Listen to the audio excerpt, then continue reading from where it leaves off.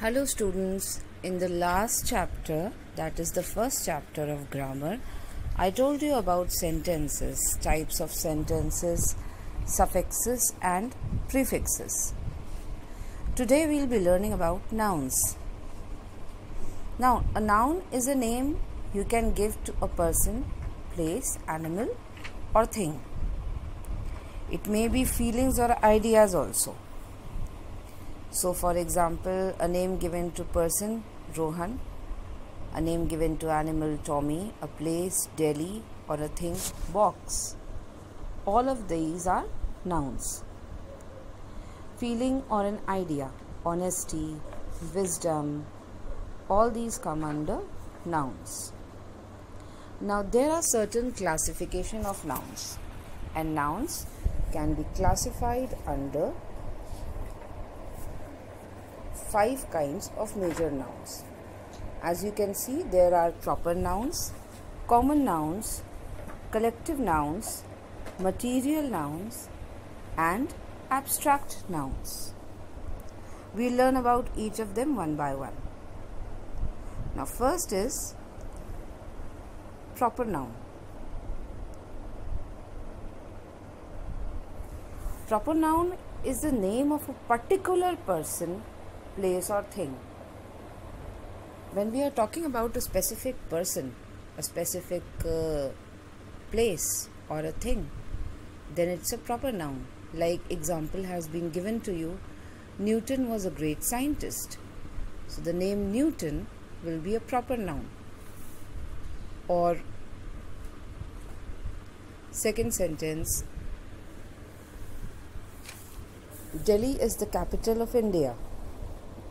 Delhi will be a proper noun. We are talking about a particular place. Or in your book, the third sentence is given, the Gita is a holy book. Now the Gita is a particular book. We are talking about a specific book. So that will be proper noun. Remember, a proper noun always starts with a capital letter. Remember this especially when you are writing your answers in English or any other subject in which the language is English. May it be biology, chemistry, physics, social studies, GK. Whenever the name of a person comes, that is a proper noun. Name of a person, place, animal or thing comes, that is a proper noun and you should start it with a capital letter. Then we come to the common noun. Now common noun is common to all persons, places, things, animals.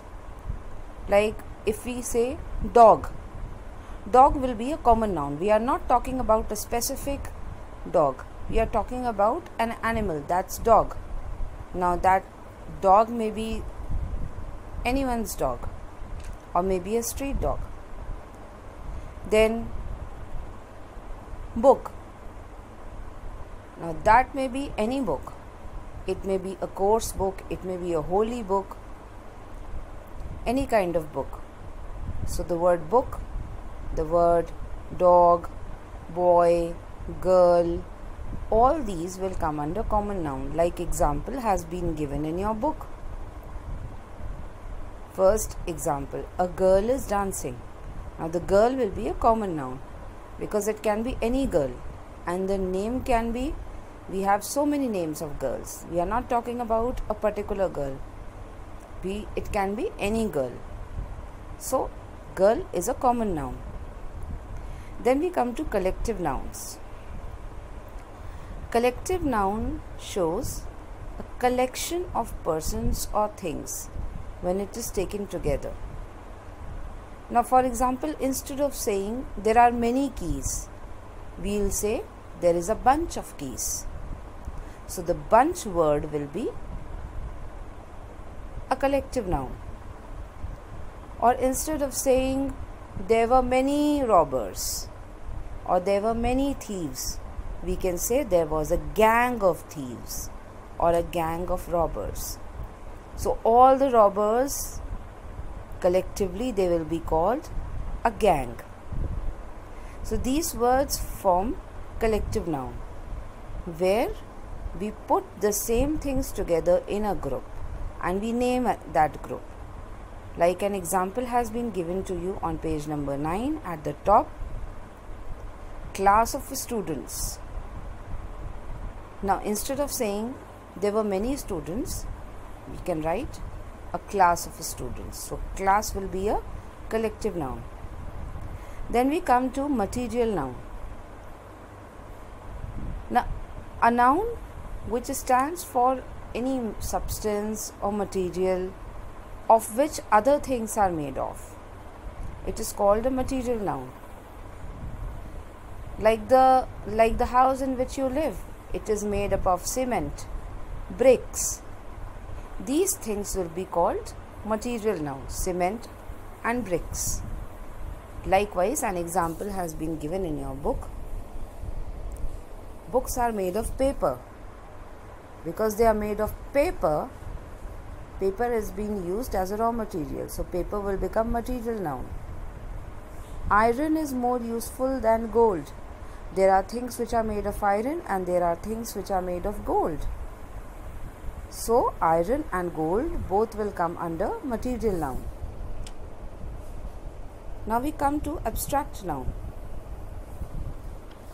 An abstract noun is the name of any quality, feeling, emotion, idea that we can only think of or we can feel it, but we cannot touch or see it. Like kindness, taking care of someone, honesty, wisdom. All these can be felt, but they cannot be touched. You cannot touch somebody's honesty. You cannot touch wisdom, but you can feel them. Now, abstract nouns can be formed in 3 ways, like it is given in your book. They can be formed from adjectives. Adjectives such as hopeful. We can form hope from hopeful. Or being brave is an adjective. We can form an abstract noun, bravery.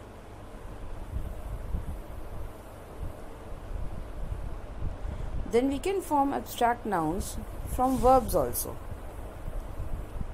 For example, from invite, we can form an abstract noun, that is invitation. Or from marry, we can form an abstract noun, that is marriage. Now they can also be formed from common nouns. Common nouns, like I told you, man, woman, girl, boy. You can take up and make womanhood out of woman, or you can make childhood out of child. So there are 3 ways how you can make abstract nouns. Now we will see further classification of nouns. First is concrete noun. A concrete noun is a name given to all the things that are concrete. You can see them, you can touch them. Like the proper nouns, common nouns, collective nouns, they are all concrete nouns. Like examples have been given in your book. There are 5 examples. I'll take up the second one. Delhi is the capital of India. Delhi, you can go and see Delhi. You can see India. Or the fourth one, a boy was running in the field. You can see and touch a boy. You can see and touch a field. So whatever you can see and touch, all of them will become concrete noun. And then, like I have already told you, what are abstract nouns? Abstract noun is a name given to a noun that cannot be seen or touched. They can only be felt. They can only you can get an idea of them, but they cannot be seen or touched. Like I gave you the example of love, care, kindness, honesty, wisdom, beauty. All these cannot be touched, They can be felt. So this is a broad classification of nouns. Now these certain exercises have to be done by you in your copy. That is the grammar copy. First exercise, the question is, which kind of noun always begins with a capital letter? Like I told you, proper nouns are specific names of person, place, animal or thing. So always a proper noun will start with a capital letter. Then the cow gives us milk. Milk is a name given to a thing. Milk cannot be a person, place or animal. It is a thing. Solomon was known for his wisdom. Now it's being asked the colored word, that is wisdom. Wisdom is, you know very well, that's an abstract noun. You can feel it but cannot see or touch it. Books are made of paper. The colored word, that is paper. What it is? It is a material noun, because out of paper newspaper is made, books are made. Then we come to the second exercise. Rewrite the following sentences using capital letters wherever required. Now I have already marked the errors that are found in this sentence. You just have to make all of them capital, like the first sentence. Nanda Devi, this is the name of a mountain range. So N will become capital. Kanchenjunga is another name of a mountain range. K will become capital. They are mountain ranges of the Himalayas. Himalayas is the widest mountain range that we know about, or where Mount Everest is found. So Himalayas also, we are talking about a particular place. Himalayas, H will also become capital. So I have already marked wherever you have to put a capital letter. We come to page number 11, where you have to study the nouns and put them in the right column. This I think is quite easy for you to do. You have to pick up the nouns and put them in the right place. Like for example, shirt, you know it will go under the column of things. Or banana, you know it will go under the column of fruits. Winter will go under the column of seasons. So for every word you have to put in one of the columns. You do not leave any word. Put all the words somewhere in some column. Now exercise number 4. Here you have to pick up the right word. Like the first word has been given to you, bouquet. You always use the word bouquet with flowers. So this word bouquet will go with the second sentence, a collection of flowers. So you will rewrite the sentence and write down a bouquet of flowers. Instead of writing a collection of flowers, you will write a bouquet of flowers. When you will do this exercise, you will first write the sentence that's given on the left, like first one. First you will write a collection of soldiers, and then underneath it you will write the right word or the right sentence. First you will write a collection of soldiers, and underneath it you will write an army of soldiers. For the second one, you will first write a collection of flowers, and underneath it you will write this right sentence, that is a bouquet of flowers. So you will do the same for all the 18 sentence phrases. Next is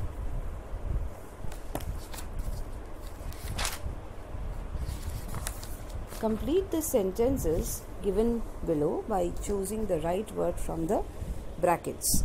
Now, in brackets, in front of these sentences that are given at the top, there are certain words given in brackets. Like tires are made of. I have hidden the words in the brackets, but in your book you can see there are 3 options: wood, rubber and steel. Now you very well know tires are not made of wood. It was in ancient times, during the time of early men, when tires were made of wood. They are not even made of steel now, but they are made of rubber. So out of the three options, wood, rubber and steel, you will tick on the word rubber and write it down in the space given. Likewise, you have to do for all the 6 sentences. Then the next exercise, form abstract nouns by adding ity, ness, ship and ence at the end of the word given. Now I have done 5 for you. First is useful. If you add ness, the word will become usefulness. Now it's not necessary that ity will go with useful. It's not necessary that ship will go with useful. You have to find the correct option that will go with each word. You have 4 options given to you: ity, ness, ship and ence that are written in blue. You have to pick up any one option with each of the words given over here. Like the fifth one, bitter.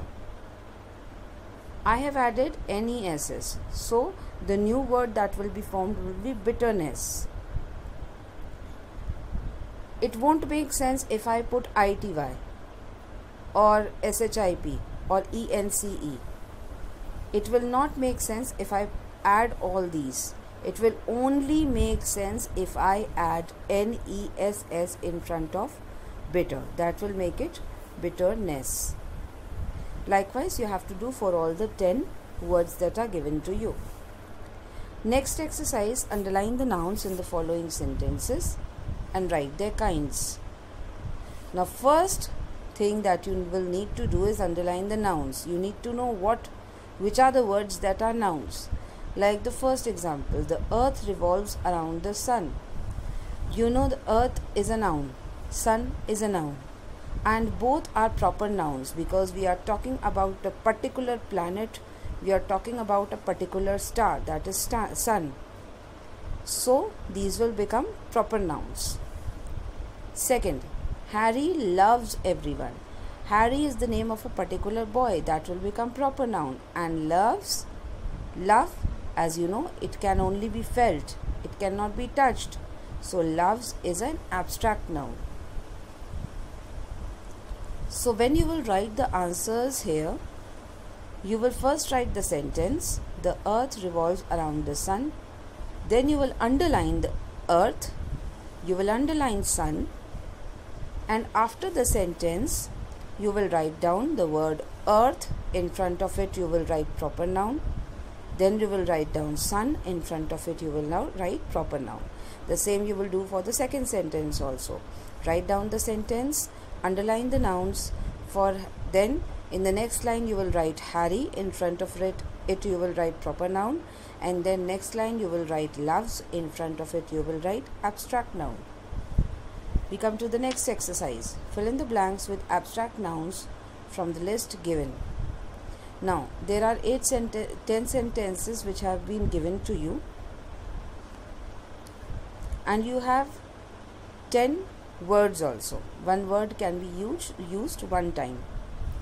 So, I have done the first and the second for you. Dash is the rosy period of life. You have to pick up the right word from the options given. Childhood is the rosy period of life. Or dash is the best medicine. Laughter is the best medicine. All these words are abstract nouns.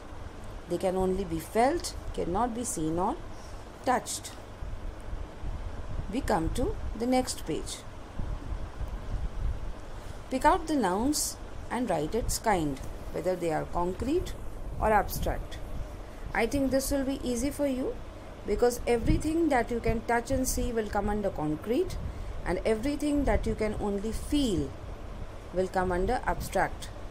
Like in the first sentence, furniture and steel, both you can see and touch, both will be concrete noun. Second sentence, judgment and court, both are nouns.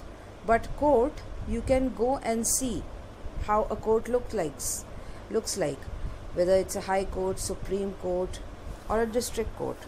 So that will be a concrete noun. But judgment, you can only feel. So judgment will become abstract noun. So this was the last exercise in this chapter. You have to do all the exercises in your copy as I have told you. That's all.